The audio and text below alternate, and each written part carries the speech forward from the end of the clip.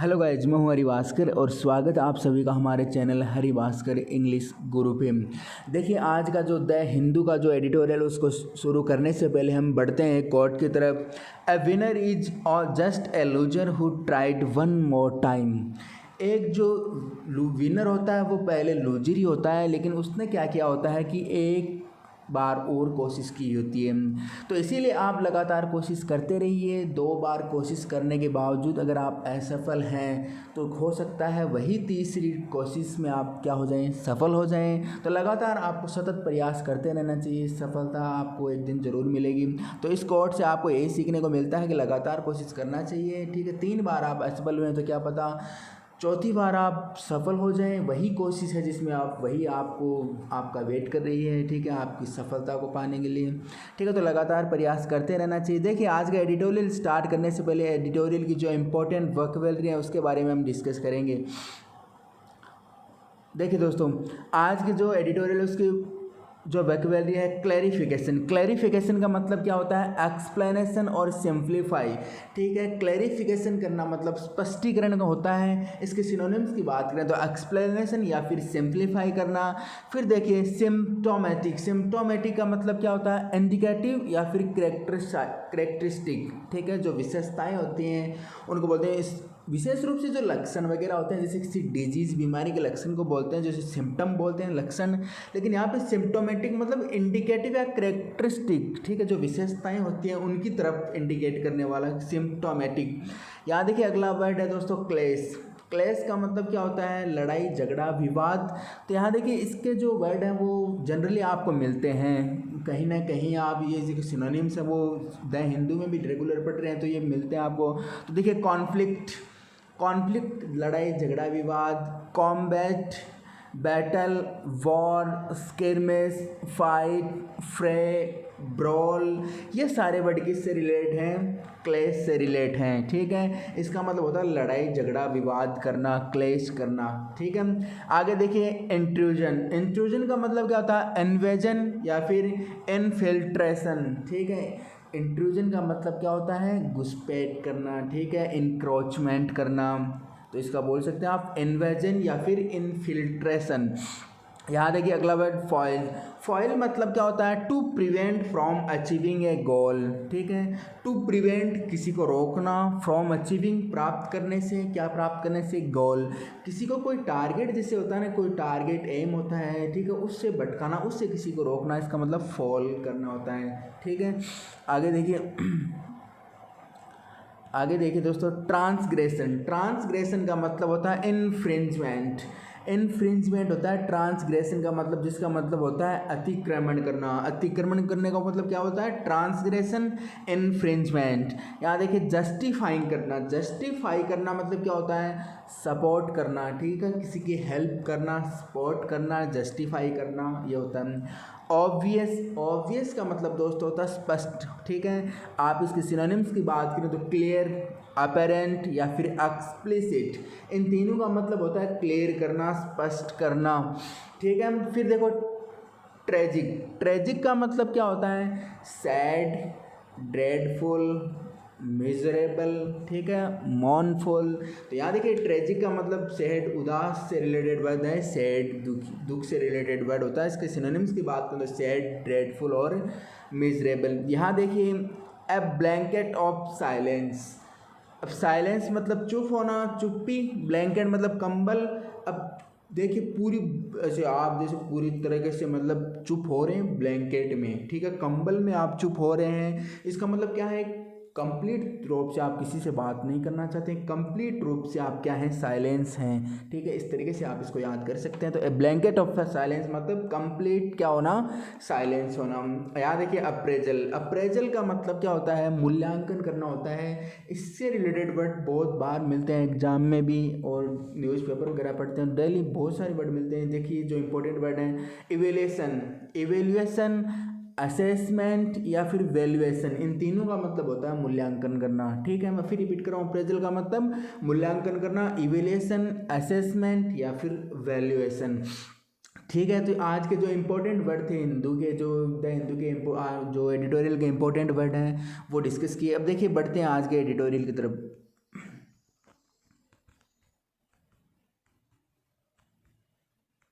यहाँ देखिए,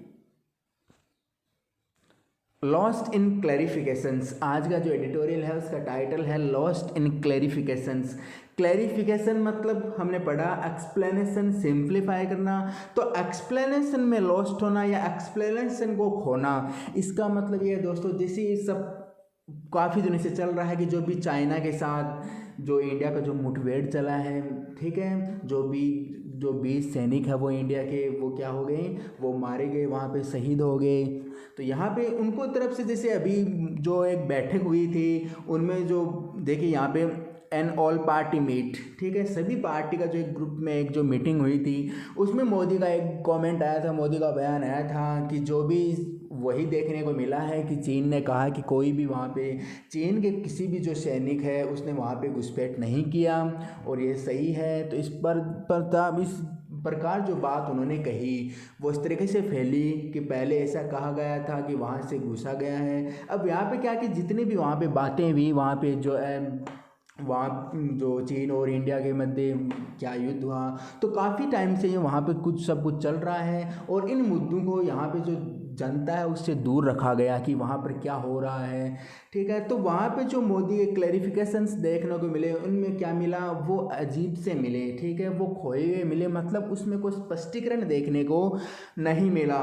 तो ये आज का आर्टिकल दे रखा, देखिए, PM Modi's remarks on the border clash are symptomatic of the government's poor messaging। अब यहाँ देखिए PM मोदीज रिमार्क मतलब क्या होता है, रिमार्क मतलब होता है टिप्पणी करना, ठीक है।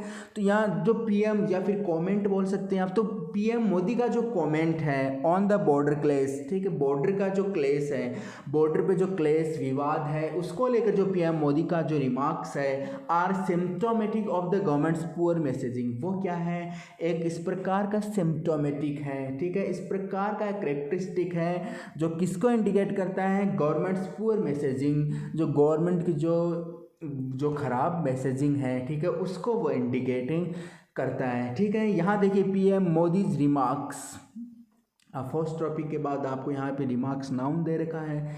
अब यहाँ एक बात और याद रखें, देखिए PM Modi's remarks on the border क्लेश, तो यहाँ रिमार्क्स को देखते हुए क्या आया है, हेल्पिंग वर्ब आर का यूज किया गया है। PM मोदी की जो रिमार्क्स थे किस पे, बॉर्डर क्लेश पे, वो क्या है, आर सिम्टोमेटिक, तो यहाँ रिमार्क्स को देखते हुए आर हेल्पिंग वर्ब का यूज किया गया है। देखिए पढ़ेंगे आज के आर्टिकल को।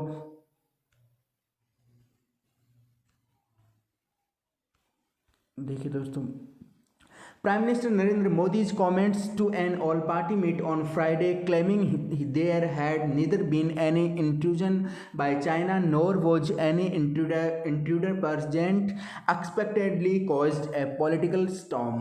यहाँ देखिए, यहाँ से लेकर आपको यहाँ तक एक सेंटेंस दे रखा है, तो पढ़ेंगे आज इसको।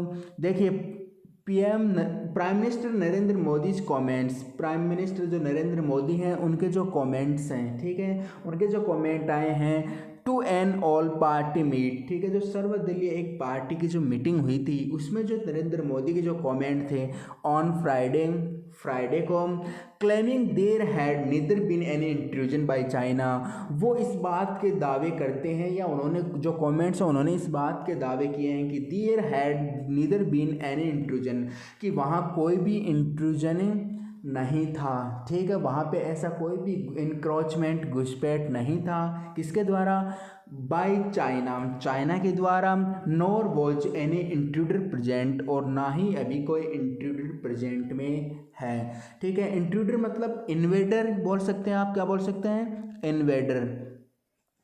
देखिए इन्वेड मतलब आक्रमण करना होता है, इन्वेडर मतलब आक्रमण करने वाला, तो ना कोई वहाँ पे घुसने वाला है और ना कोई पहले इनके द्वारा कोई घुसा था, ठीक है। ऐसा किसके द्वारा कहना है, नरेंद्र मोदी का। एक्सपेक्टेडली कॉज्ड ए पॉलिटिकल स्टॉर्म, उन्होंने एक्सपेक्टेडली किसका वो कारण बना है, जो कमेंट्स उन्होंने किए हैं वो एक पॉलिटिकल स्टॉर्म का कारण बना है, ठीक है, एक पॉलिटिकल राजनीतिक जो स्टॉर्म है उसका कारण बन गया है जो भी उन्होंने कमेंट्स किए हैं, ठीक है। अब यहाँ देखिए कुछ बातें आपको याद रखनी है। ऑन जो दिन होते हैं, नेम ऑफ डेज, इनसे पहले आप प्रीपोजिशन ऑन का यूज करते हैं। किससे पहले? नेम ऑफ डेज होते हैं, इनसे पहले ऑन प्रीपोजिशन का यूज करते हैं। अब यहाँ देखिए नीदर का जो पेयर होता है वो नोर के साथ होता है, ठीक है। नीदर के साथ आप क्या यूज करते हैं पेयर के रूप में? नोर का। जैसे इधर के साथ और का, नॉट ओनली के साथ बट ऑल्सो का, वैसे ही निदर के साथ आप और जो पेयर होता है उसका यूज करते हैं। ये चीज़ आपको याद रखनी है। यहाँ देखिए आगे, not only was the violence on the night of June 15 that claimed 20 Indian soldiers triggered by China erecting structures on India's side of the LAC in the Galwan Valley, Chinese troops still remains present on Indian territory elsewhere in Ladakh, including on the northern bank of Pangong Lake। अब यहाँ देखिए, यहाँ से लेकर यहाँ तक आपको एक सेंटेंस देखने को मिला है। तो not only was the violence on the night of June 15। अब नॉट ओनली का मतलब होता है ना केवल, ठीक है। नॉट ओनली का मतलब ना केवल, तो ना केवल जो 15 जून को की रात को जो एक वॉयलेंस हुआ था, ठीक है, ना केवल वह, that claim 20 Indian soldiers triggered by China, ठीक है, वो एक दावा करता है, ना केवल वो एक दावा करता है कि जो 20 इंडियन सोल्जर सैनिक थे वो ट्रिगर किए गए थे, किसके द्वारा? चाइना के द्वारा। इरेक्टिंग स्ट्रक्चर्स, ठीक है, वो इस प्रकार के जो स्ट्रक्चर्स हैं, ढांचे हैं, उनको इरेक्ट करता है, उनको खड़े करता है ऑन इंडिया साइड, इंडिया की साइड पे। कहाँ पे? एलएसी की जो इंडिया की साइड है वहाँ पर। कहाँ पे? इन द गैलवान वैली, गैलवान जो घाटी है वहाँ पर। Chinese troop still remains present on Indian territory. अब जो चाइना की जो ट्रूप्स हैं, ट्रूप मतलब सेना की जो टुकड़ी होती है उनको बोलते हैं ट्रूप्स, TROOPS। तो ना केवल जो ट्रूप्स हैं, चाइनीज जो ट्रूप्स हैं, स्टिल मतलब अभी तक, रिमेन प्रेजेंट, ठीक है, वो अभी तक वहाँ पे हैं। कहाँ पे? ऑन इंडियन टेरिटरी, इंडियन जो भारतीय जो क्षेत्र है, टेरिटरी मतलब क्षेत्र है, वहाँ पे वो अभी भी क्या है? चाइनीज ट्रूप्स उपस्थित हैं। एल्सवेयर इन लद्दाख, लद्दाख में, इंक्लूडिंग ऑन, अब किसको शामिल करते हुए? The northern bank of Pangong lake, ठीक है, जो पेंगोंग लेक है, जो पेंगोंग लेक है उसका जो नॉर्थन जो बैंक किनारा है वहाँ पर भी वो सैनिक क्या है? मौजूद हैं। तो यहाँ देखिए आपको क्या देखने को मिला कि ना केवल जो 15 तारीख को, जो 15 जून को एक घटना हुई थी, वॉयलेंस हुआ था जिसमें 20 इंडियन सोल्जर्स हैं वो मारे गए थे, ठीक है। तो ना केवल ये जो चाइनीज़ हैं उनके द्वारा क्या किया गया है? एक स्ट्रक्चर्स को इरेक्ट किया गया है, खड़ा किया गया है, गैलवान घाटी है उनकी LAC के इंडिया की साइड में। और यहाँ तक कि जो चाइना के जो ट्रूप्स हैं, सैनिक हैं, वो वहाँ प्रेजेंट हैं। कहाँ पर? जो भी क्षेत्र है, इंडियन टेरिटरी है, वहाँ पर वो उपस्थित हैं लद्दाख में। और यहाँ तक कि जो पेंगोंग लेक है, ठीक है, उसका जो नॉर्थन जो बैंक किनारा है वहाँ पर भी वो क्या है? उपस्थित हैं। तो यहाँ पे आपको कुछ बातें याद रखनी है, ठीक है। अब यहाँ देखिए नॉट ओनली दे रखा है, नॉट ओनली के साथ पेयर आप क्या यूज करते हैं? बट ऑल्सो का यूज करते हैं, ठीक है। अब यहाँ देखिए बाय के द्वारा सेंटेंस दे रखा है। यहाँ देखिए चाइनीज ट्रूप्स, ठीक है, ये प्लूरल है तो यहाँ पे क्या आया? रिमेन, ठीक है। अगर सिंगुलर होता तो रिमेन्स होता। तो ये कुछ चीज़ें आपको याद रखनी है। यहाँ देखिए, after the problems with his remarks were highlighted by the opposition, the Prime Minister's office was moved to issue a much-needed clarification on Saturday, stating the PM was only referring to the situation in the Galwan Valley as a consequence of the bravery of our armed forces that foiled a Chinese transgression। अब यहाँ देखिए after से लेकर transgression तक आपको एक sentence दे रखा है। देखिए, after the problems with his remarks were highlighted by the opposition. After the problems मतलब समस्याओं के बाद, समस्या कौन सी? विथ हिज रिमार्क्स, जो उन्होंने कमेंट किए थे उनकी समस्याओं के बाद। और वो समस्याएं जो कमेंट थे वो किसके द्वारा हाईलाइट किए गए थे? अपोजिशन के द्वारा। तो अपोजिशन के द्वारा उनके जो रिमार्क्स हैं, कमेंट हैं, उनको हाईलाइटेड करने की जो समस्या है उसके बाद the prime minister's office was move to issue a much needed clarification on Saturday. अब जो प्राइम मिनिस्टर की जो ऑफिस है, ठीक है, उनको क्या कर दिया गया, मूव कर दिया गया। इसका मतलब आगे के लिए टाल दिया कि इन मुद्दों के बारे में बाद में बातचीत करेंगे। टू इश्यू जो भी मुद्दे हैं ए much needed clarification on Saturday, कि सैटरडे को एक अच्छी क्लैरिफिकेशन स्पष्टीकरण के मुद्दे हैं कि उनकी ज़रूरत है कि सैटरडे को अच्छी तरीके से उनके जो मुद्दे हैं वो अच्छी तरीके से उनकी क्लैरिफिकेशन की जाएगी, उनकी एक्सप्लेनेशन व्याख्या की जाएगी। तो उनको इस तरीके की सैटरडे को क्लैरिफिकेशन की एक ज़रूरत है। इसके द्वारा उनकी जो उनको ऑफिस है उसको टाल दिया गया, मतलब उन मुद्दों को टाल दिया गया। Stating the PM was only referring the situation in the Galwan valley, ठीक है। स्टेटिंग मतलब एक्सप्लेन करना होता है, ठीक है। स्टेटिंग मतलब एक्सप्लेन, ये एक्सप्लेन करते हुए कि the PM was only referring, कि पीएम मोदी केवल किसको रेफर करते थे, जो भी गेलवान घाटी है उनकी जो सिचुएशन बनी हुई है, स्थिति बनी हुई है, केवल उन्हीं को वो क्या कर रहे थे, रेफर कर रहे थे as a consequence of the bravery of our armed force. जिस तरीके से हमारी जो ब्रेवरी आर्म्ड फोर्स है, ठीक है, आर्म जो सैनिक हैं, जो फोर्सेज हैं, उनकी जो बहादुरी है, उनके जो परिणाम, कॉन्सिक्वेंस मतलब result, that foil the Chinese transgression, जिन्होंने फॉइल कर दिया। फॉइल करना मतलब क्या होता है, एक टारगेट को रोकना या उनको रोक दिया, किसको, चाइनीज ट्रांसग्रेशन। ट्रांसग्रेशन मतलब इन्फ्रिंजमेंट, जो भी अतिक्रमण था चाइनीज के द्वारा उनको उन्होंने क्या कर दिया गया था, रोक दिया। तो मैं फिर रिपीट कर रहा हूँ। तो इस प्रकार के जो भी मुद्दे हुए उनमें लास्ट क्या कहा गया कि मोदी है वो किसके बारे में प्राइम मिनिस्टर बात कर रहे थे, कि जो गेलवेन घाटी है उनके बारे में, उनकी स्थिति बनी हुई है उनके बारे में ये बातचीत कर रहे थे। और आगे उन्होंने कहा कि जिस तरीके से हमारी जो आर्म फोर्स है उनकी जो बहादुरी है, उनके जो रिजल्ट देखने को मिले हैं, जिन्होंने क्या कर दिया, चाइनीज अतिक्रमण को खराब कर दिया, उनका जो टारगेट था उनको रोक दिया। यहाँ देखिए, even if the PMO attribute the political storm to a mischievous interpretation, it is more than clear that the PM didn't choose his words carefully। अब यहाँ देखिए, even if the PMO attribute, ठीक है। अब यहाँ पे आपको वर्ड याद रखना, एट्रीब्यूट करना मतलब क्या होता है, क्रेडिट देना। Even if the PMO attribute the political storm, अब यहाँ तक कि जो पीएमओ ने क्या किया, क्रेडिट दिया, इस जो भी ये बातें हुई, जो मुद्दे इश्यूज थे, इनका किनको क्रेडिट दिया, द पॉलिटिक्स स्टॉर्म, ठीक है, एक राजनीतिक स्टॉर्म को, राजनीतिक एक जो तूफान है उनको क्या किया, एट्रीब्यूट किया, उनको इस प्रकार का क्रेडिट दिया। ए मिस्चीफियस इंटरप्रिटेशन, ठीक है, मिस्चीफियस मतलब र्यूड, इंटरप्रिटेशन मतलब विवेचना, ठीक है, जो भी विवेचन क्लासिफिकेशन ये दिया गया है उसको बोलते हैं इंटरप्रिटेशन। तो ये भी जो र्यूड जो एक विवेचन दिया गया था, इसमें पीएमओ ने पॉलिटिकल स्टॉर्म को क्या दिया, एट्रीब्यूट दिया, उनको इस प्रकार का क्रेडिट दिया। It is more than clear that the PM didn't choose his words carefully. It is more than clear, ये इस बात को स्पष्ट करता है कि जो पीएम है, ठीक है, पीएम से पहले द का यूज है, सब जानते हैं पीएम कौन है।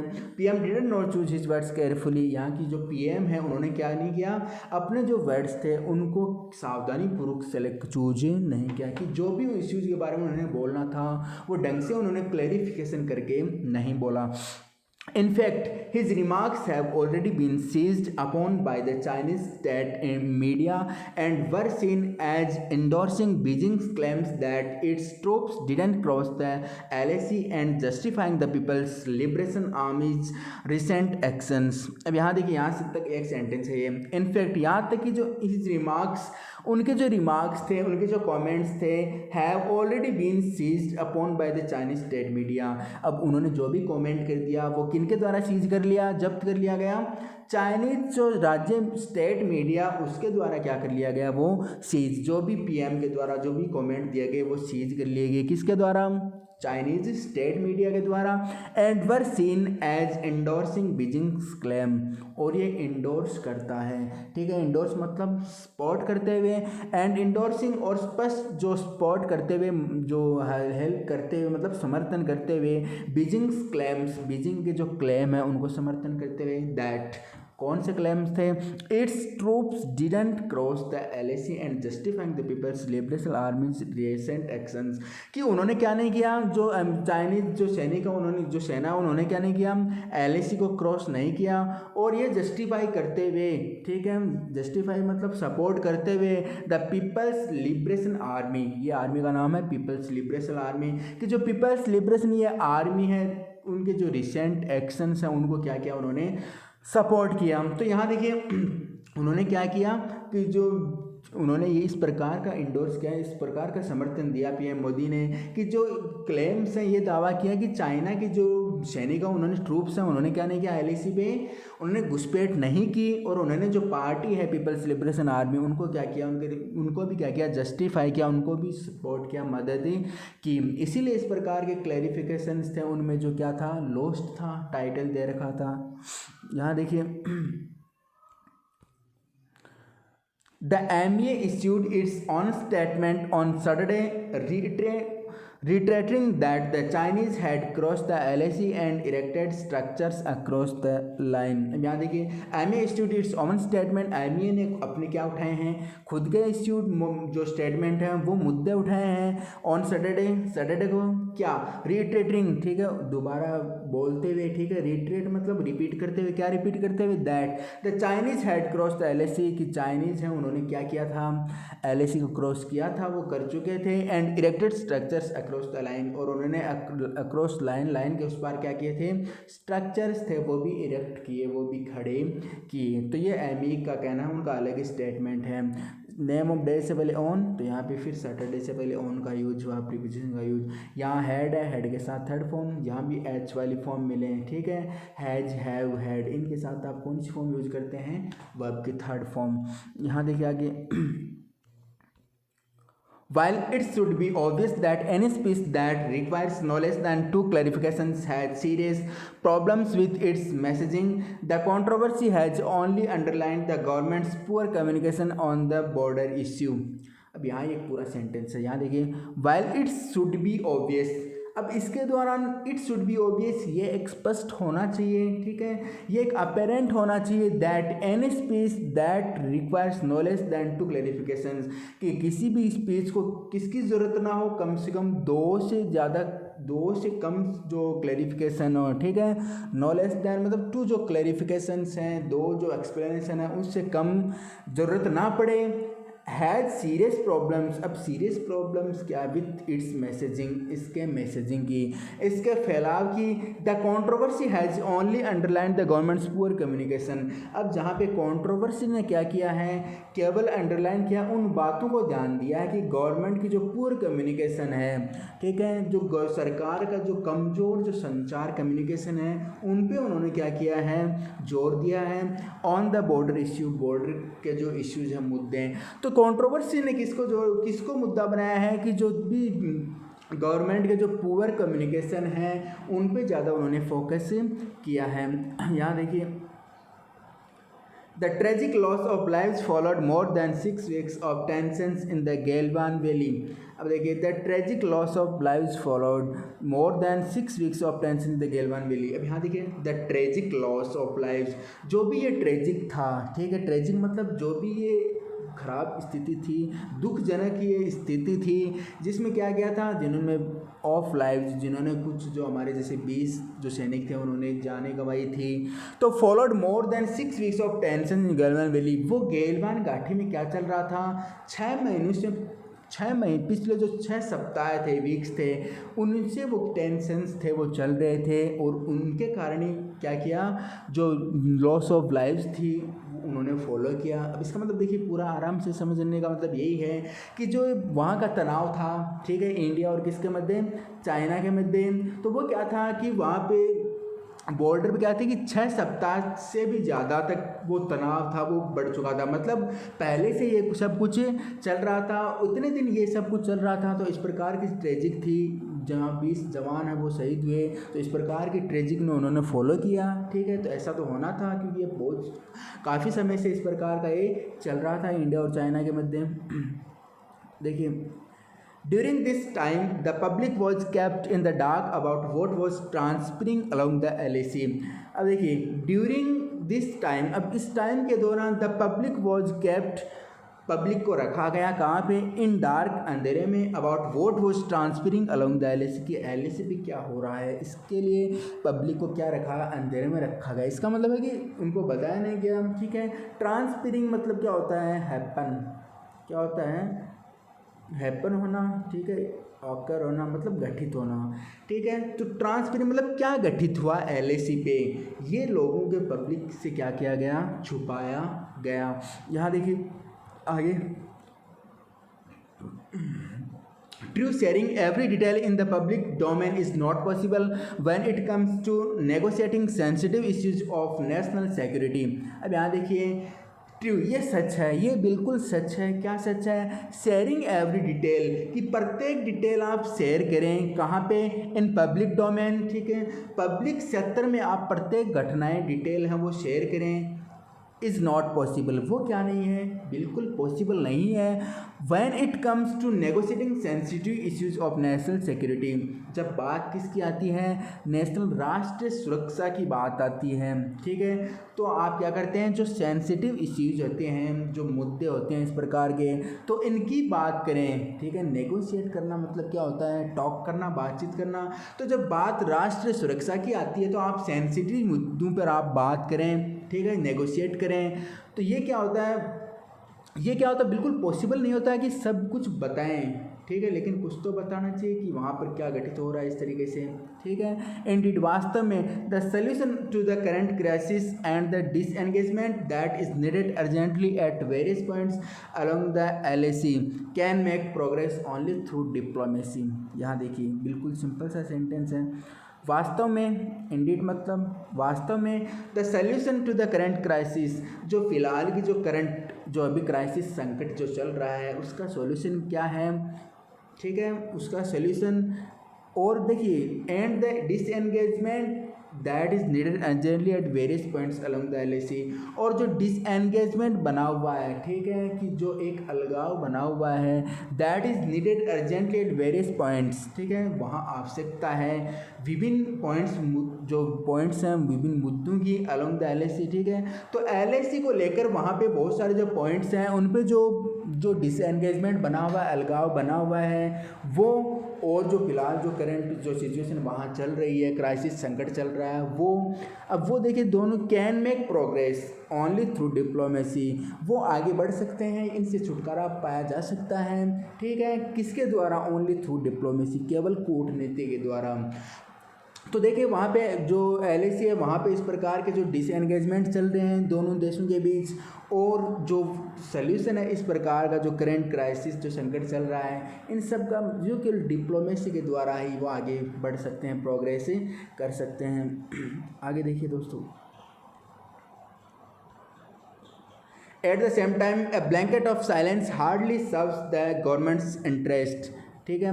एट द सेम टाइम, बिल्कुल इस समय ए ब्लैंकेट ऑफ साइलेंस हमने पढ़ा, ए ब्लैंकेट ऑफ साइलेंस मतलब कंप्लीट साइलेंस, ए कंप्लीट जो साइलेंस है hardly serves the governments interest, वो जो गवर्नमेंट्स के इंटरेस्ट हैं, गवर्नमेंट ने जो भी मुद्दे उठाए हैं, ठीक है, जो भी प्रॉब्लम्स हैं उनको मुश्किल से क्या करेगा, सॉल्व करेगा, उनका सल्यूशन करेगा, ठीक है। तो ये जो इस तरीके से जो कंप्लीट अगर साइलेंस रखी जाए, इन मुद्दों पे कोई भी बातचीत नहीं की जाएगी, कंप्लीट साइलेंस अगर रहेगी तो वो हार्डली मतलब मुश्किल से इनका समाधान निकलेगा।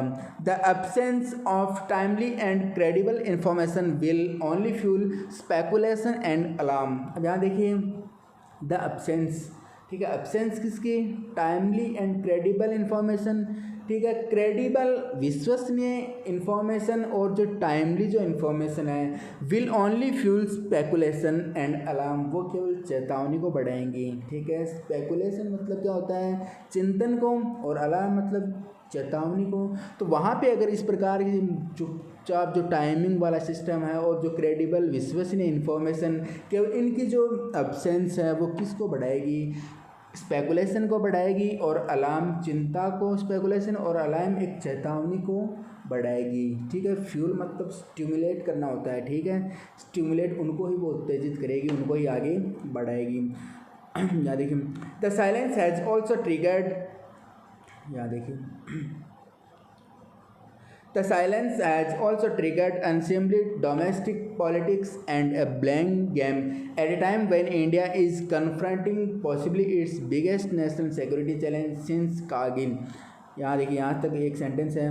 The silence has also triggered, silence ने क्या किया है, ट्रिगर्ड किया है किसको, अनसेम्बली डोमेस्टिक पॉलिटिक्स को, ठीक है, जो प्रतीत नहीं हो रहा लेकिन क्या है कि घरेलू जो राजनीति है उसको ट्रिगर किया है, एंड ब्लेम गेम, ठीक है, एंड ब्लेम गेम को, दोस्त सहित जो एक गेम है, दोषपूर्ण एक गेम है उसको, और घरेलू जो राजनीति है उसको क्या किया है, ट्रिगर किया है at a time when India is confronting possibly its biggest national security challenge. अब एक समय जब इंडिया क्या कर रहा है, confronting possibly its biggest national security challenge, जब जो राष्ट्रीय जो सुरक्षा है उसका सबसे बड़ा जो एक चैलेंज है उसको, एक समय जिसमें सबसे बड़ा जो चैलेंज है वो एक राष्ट्रीय स्तर का, ठीक है, राष्ट्रीय सुरक्षा का एक सबसे बड़ा चैलेंज है जो इंडिया क्या कर रहा है अभी, जिसका सामना कर रहा है सिंस कारगिल से लेकर, ठीक है। तो जो भी कारगिल युद्ध हुआ था उस समय के बाद ये सबसे बड़ा एक मुद्दा है, सबसे बड़ा एक चैलेंज है जिसको अभी इंडिया क्या कर रहा है, जिसका सामना कर रहा है। Friday's all party meet was certainly a step in the right direction, ठीक। अब Friday's all party meet, Friday को जो ऑल पार्टी एक मीटिंग हुई थी वो क्या है, वो सर्टेनली, वो निश्चित तौर पर एक सही दिशा में एक कदम था। इसका मतलब जो भी पार्टी का जो भी एक साथ में जो मीटिंग की गई थी वो एक सच्ची मीटिंग थी, वो एक सही दिशा में एक मीटिंग की गई थी। Even it perhaps came a few weeks too late, हालांकि वो क्या आई, एक जो कुछ वीक हैं वो देर से ही आई, लेकिन वो जो मीटिंग की गई थी वो क्या थी कि सही डायरेक्शन में मीटिंग की गई थी। यहाँ देखिए, इंडिया चाइना पॉलिसी में be approaching as significant an inflection point as 1988 which mark the normalisation of ties after 1962। यहाँ देखिए, इंडिया की जो चाइना पॉलिसी है, ठीक है, इंडिया ने जो चाइना की जो पॉलिसी रणनीति है, may be approaching a significant, वो एक सिग्निफिकेंट महत्वपूर्ण एक अप्रोच हो सकती है एन इन्फ्लेशन पॉइंट एज 19 और 88 के एक पॉइंट पे वो बढ़ सकती है। मतलब इस प्रकार की जो रणनीति अभी चल रही है वो 1988 वाला जो पॉइंट था वहाँ तक जा सकती है। Which mark normalisation of ties after 1962, ठीक है, जिनके 1962 के बाद जिन्होंने टाइज मतलब जो संबंध है उनमें एक नॉर्मलाइजेशन देखने को मिला था, ठीक है, उनमें एक साधारण रूप देखने को मिला था, लेकिन वो अभी 1988 के एक पॉइंट पे जा सकता है, ऐसा देखने को मिल रहा है। यहाँ देखिए, crafting the way ahead for the relationship of the worst violence since 1967 will require a measured appraisal of how to purposely engage India's biggest and most powerful neighbor, ठीक है। यहाँ देखिए, crafting the way ahead for the relationship, अब इस ये जो relationships है इसको जो आगे की तरफ बढ़ते हुए देखना, किस रूप में इसको आगे की तरफ बढ़ता हुआ देखना चाहिए। द वर्स्ट वायलेंस, सबसे ख़राब, ठीक है, जो वायलेंस है कब से, 1967, ठीक है, 1967 से लेकर, will require a major appraisal, इसको किसकी ज़रूरत है, एक अप्रेजल को ज़रूरत है, एक मूल्यांकन की ज़रूरत है of how to purposely engage India biggest and most powerful neighbour, कि किस तरीके से इंडिया का जो सबसे बड़ा और जो पावरफुल नेबर है उसको किस तरीके से इंगेज किया जाए, ठीक है, किस प्रकार से उनके साथ इंगेज किया जाए, ये सबसे बड़ा मुद्दा है, ठीक है। तो इस प्रकार से इसका सारांश यही है कि इतने सारे मुद्दे पहले 1962 वहाँ पहले था एक जो कठिन जो सिचुएशन बनी हुई थी, फिर एक नॉर्मलाइजेशन देखने को मिला, लेकिन फिर क्या हुआ, अभी क्या है, सबसे बड़ा जो पावरफुल और बिगेस्ट एक नेबर है उसके साथ इंडिया कैसे एंगेज करे, सबसे बड़ा एक मुद्दा ये है। तो इसके लिए एक मूल्यांकन की ज़रूरत है, अप्रेजल की ज़रूरत है। देखिए, this can not happen by being in denial और by attempting to obscure facts, this can not happen. अब जो भी हमने बताया ना ऊपर, दिस उसके लिए आया ना कि इस प्रकार के निर्णय के लिए क्या क्या करना चाहिए, तो दिस कैन नॉट हैपन, ये केवल गठित नहीं हो सकता, ये केवल संभव नहीं है बाय बीइंग इन डेनियल होना, ठीक है, इनकार रूपी होना, हर चीज़ को हम जो भी मुद्दे उठाए जा रहे हैं हर चीज़ को नेग्लेक्ट करके डेनियल करके इसका समाधान नहीं हो सकता। और by attempting to obscure facts, और हम बाय प्रयास करते रहें, अटेम्प्ट करते रहें ऑब्सक्योर फैक्ट्स, ठीक है, जो ऑब्सक्योर फैक्ट्स जो तथ्य हैं, ठीक है, जो भी अस्पष्ट फैक्ट्स हैं उनको कोशिश करते रहें और हर चीज़ को हम डेनियल मना करते रहें, इनकार करते रहें, ये केवल उससे के द्वारा संभव नहीं हो सकता, ठीक है। अब यहाँ देखिए बाई के बाद अटेम्प्टिंग आया है, प्रीपोजिशन के बाद आप आईएनजी फॉर्म का यूज करते हैं, कैन मॉडल है तो ये हैपन फर्स्ट फॉर्म का यूज हुआ है, ठीक है। तो यहाँ आप इसका मतलब यही है, सीधा सा मतलब यह है कि केवल हम अस्पष्ट मुद्दों को आगे बढ़ाते रहें और हम इनका डेनियल करते रहें कि जो हो रहा है उसको जाने दो, तो ये इसके द्वारा कोई घटित नहीं हो सकता, इसके द्वारा इसका समाधान नहीं हो सकता। The first step to a solution is a realisation of the nature and the magnitude of the problem. अब देखिए पहला कदम क्या है इस सोल्यूशन का, ठीक है, कि रियलाइजेशन करें नेचर का, ठीक है, क्या क्या हो रहा है उस तरीके से हम रियलाइज़ करें, and the magnitude of the problem, ठीक है, मैग्नीट्यूड मतलब अहमियत, सिग्निफिकेंस, कि इस प्रॉब्लम की जो अहमियत क्या है, ठीक है, इसके बारे में हम रियलाइज़ करें, यही एक फर्स्ट कदम होना चाहिए, ठीक है। तो यहाँ देखिए आज का एडिटोरियल सिंपल सा जो एडिटोरियल दे रखा था, ठीक है, उसके बारे में हमने डिस्कस किया, ठीक है, एडिटोरियल था लॉस्ट इन क्लैरिफिकेशन। साथ में हमने आज के एडिटोरियल के जो सिनोनिम्स थे, इम्पोर्टेंट वर्ड्स थे, उनके बारे में हमने डिस्कस किया, ठीक है। तो लगातार बने रहिए, इसी के साथ चैनल को सब्सक्राइब कर देना, वीडियो को लाइक ज़रूर कर देना। फिर मिलेंगे कल एक नए एडिटोरियल के साथ, तब तक के लिए गुड बाय।